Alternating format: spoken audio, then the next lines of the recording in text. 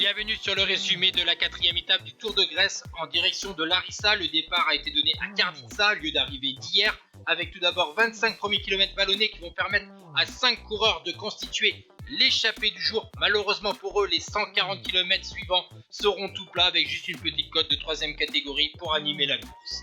Les deux derniers baroudeurs ont été repris à 4 km de l'arrivée. On va donc assister à un nouveau sprint massif. Comme sur la deuxième étape, on va voir la formation Trek Segafredo emmener le champion du monde espoir Baroncini qui va tenter de sa chance pour essayer de décrocher un premier bouquet chez les professionnels.